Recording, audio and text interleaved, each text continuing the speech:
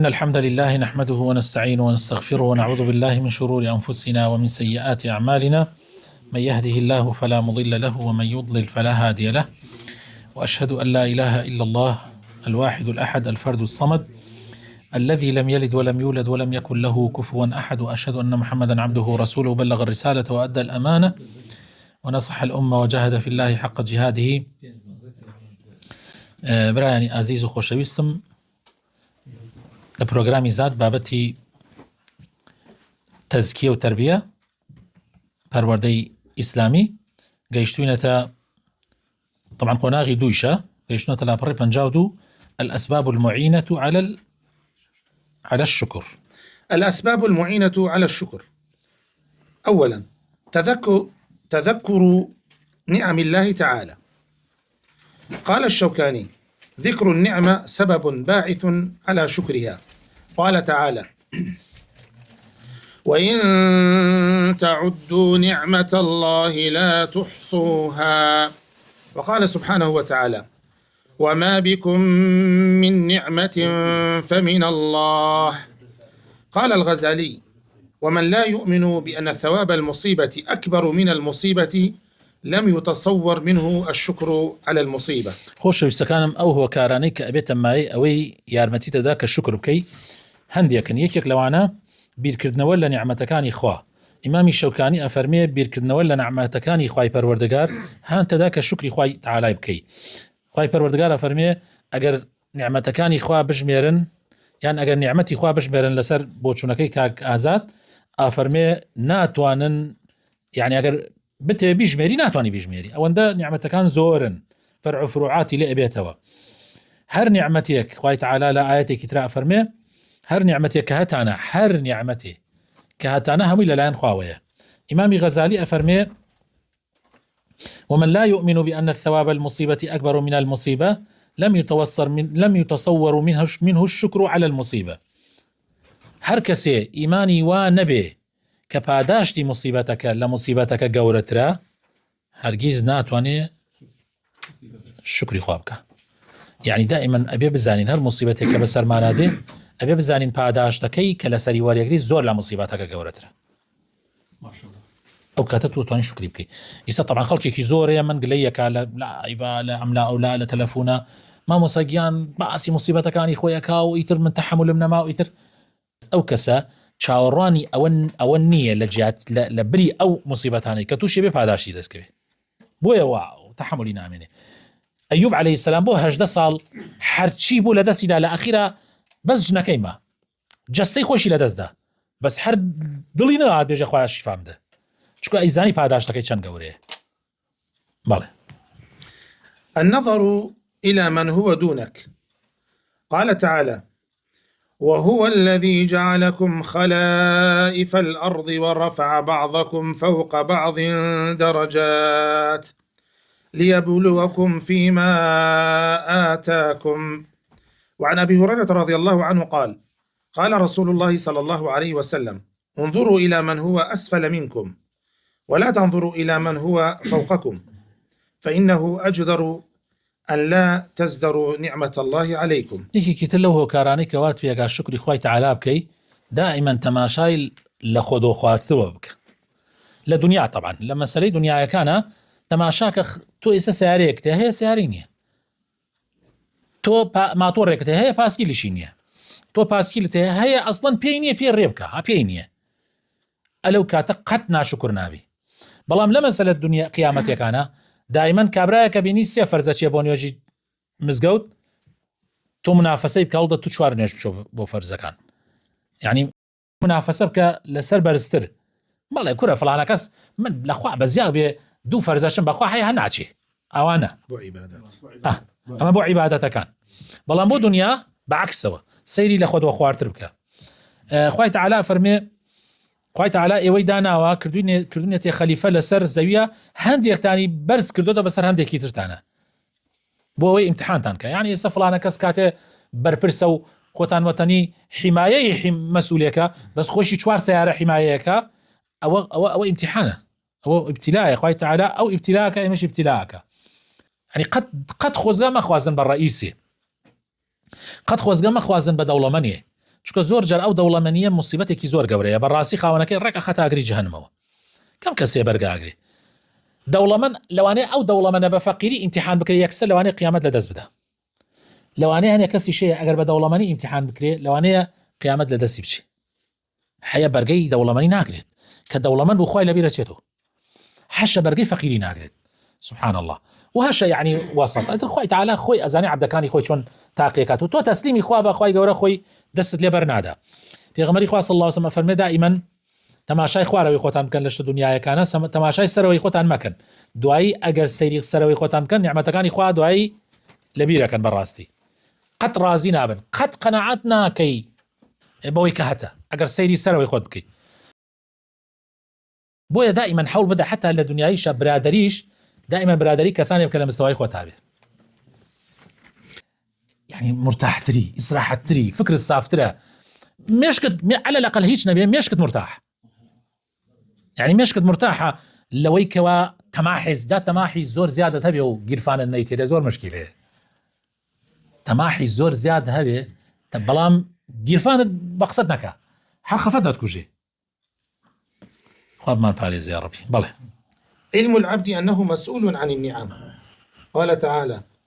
ثم لتسألن يومئذ عن النعيم وقد أخطأ الناس في فهم هذه المسألة فحرموا على أنفسهم النعم لئلا يسألوا عنها يوم القيامة والله سبحانه وتعالى قد رضي لنا أن نستمتع بها لكنه أمرنا بشكرها فقال سبحانه وتعالى يا أيها الذين آمنوا كلوا من طيبات ما رزقناكم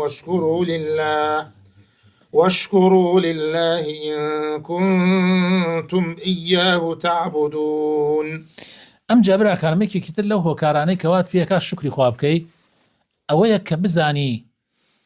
ئەو نیعمەتانەی کە هەتە چەند زۆرتر بێ محاسبەکەت زیاترە یعنی کابرایە کە سیارەیەکی بەرزتری هەیە محاسبەکەی زیاترە کابرایە کە خانوویەکی بەرزتریە و دەرەجەی فولیە و VIP هەیە محاسبەکەی بەرزترە یعنی ئەبێ شکرەکەی زیاتر بێ ئەبێ زەکات زۆرتر بدە ئەبێ خێر زیاتر بکە ئەبێ زۆر شکری خوا زیاتر بکە ئەگینا محاسبەکەی تونترە ها قسەیەکەیە يعني عشایرەکان خۆمانیان گێڕایەوە نازانم تا چه حدێ لە حەقیقەتە هەیە ئەیانوت ڕۆژێکیان هارونی ڕەشید و بەهلول ئەبێتە مناقەشەیان يعني بەهلول طبعا دێتە لای هارون ڕەشید زۆربەی جار هارون حەزەکە قیامەتی بخاتۆ بیر داویش ڕۆژێکیان ئیتر باسیەوەی بۆکە ئەڵێ هارون لە ڕۆژی قیامەتە من کە محاسبە ئەکرێم تەنها محاسبەی چی ئەکرێم عاباکەم و عاساکەم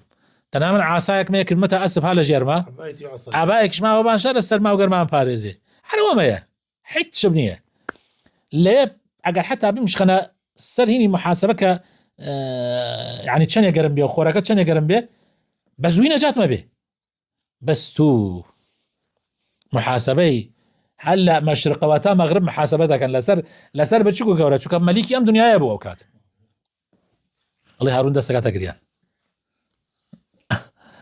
جا زۆر مشکلەیە يعني بەڕاستی هەنێ جارەیە تۆ بۆیە خوا فەرمێ لەتوسئەلونا ثم لتسألن يومئذ عن النعيم لە ڕۆژ قیامەتە لەسەر هەر نیعمەتی هەیە محاسبە ئەکرێ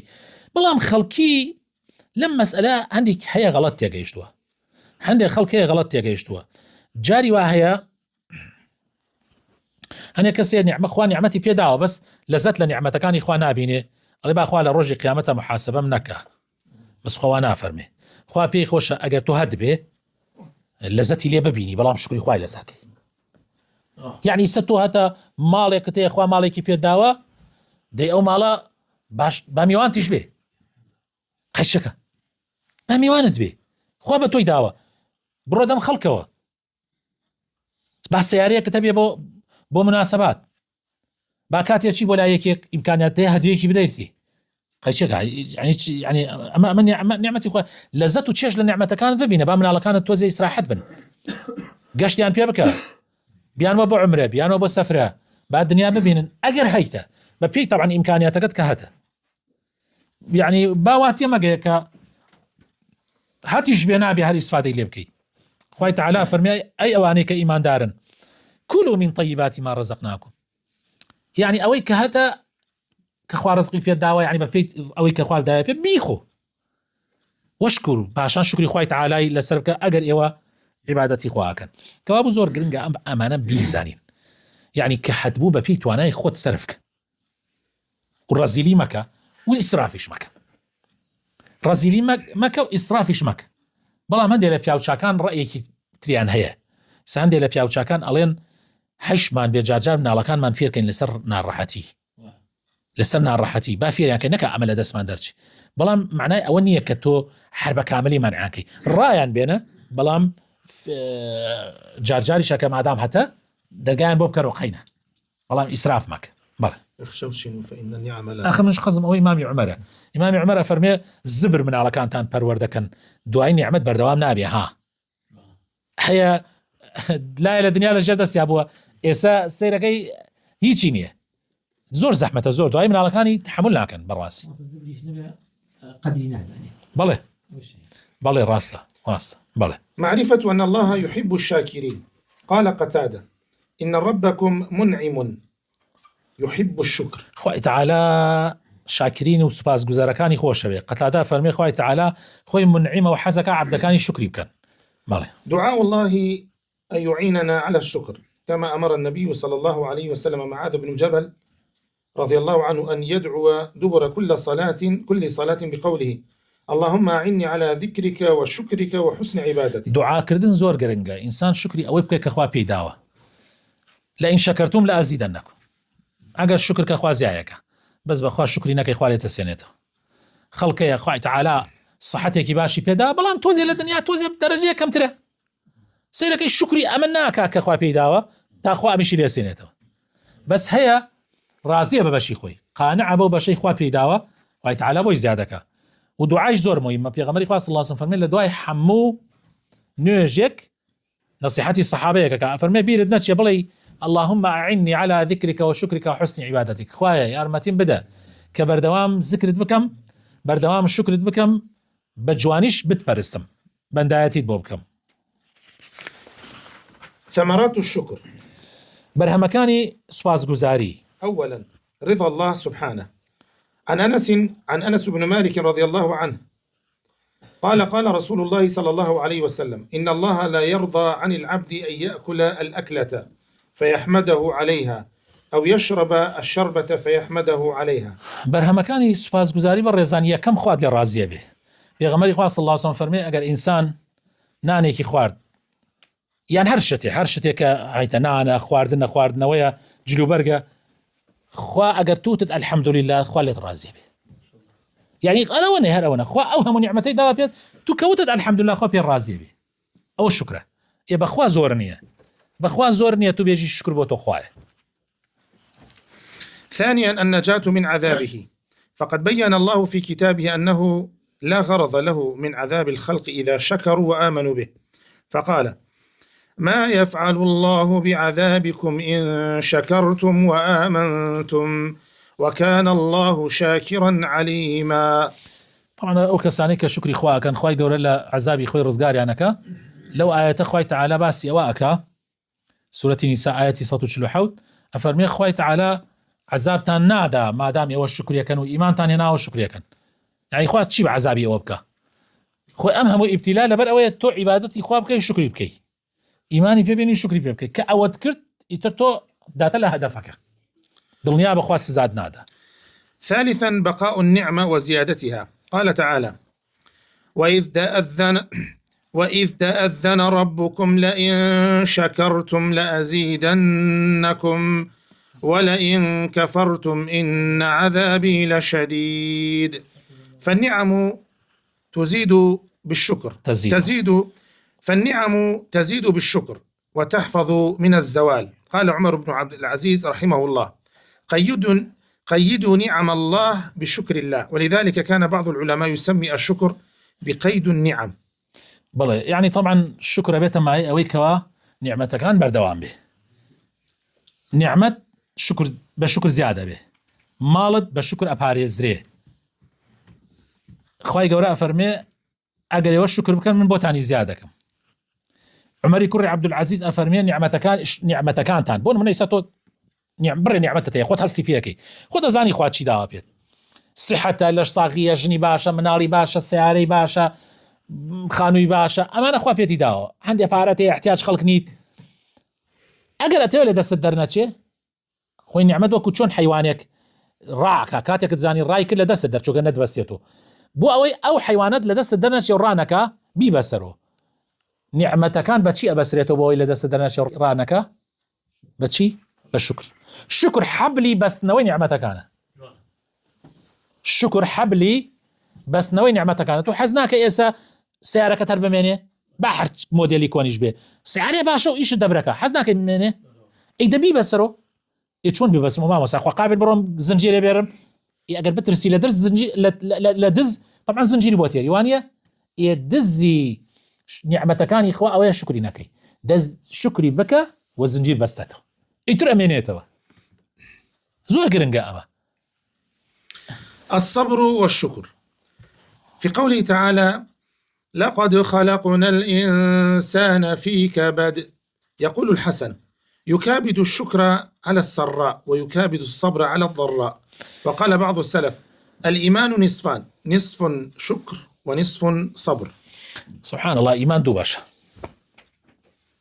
بالعكس سيويك دولت صبر شكر صبر لەسەر ناڕەحەتیەکان شکر لەسەر خۆشیەکان بەوە ئیمان تەواوی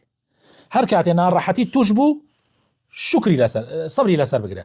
هەر کاتێ خۆشیتیش توش بوو شکری لەسەر بکە و تەواوی تۆ ئیمانت کاملە بەڕاستی. لقد خلقنا الإنسان في كبد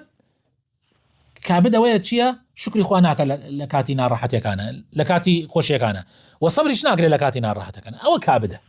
بەڕاستی. وصلى اللهم وبارك على حبيبنا محمد وعلى آله وصحبه أجمعين.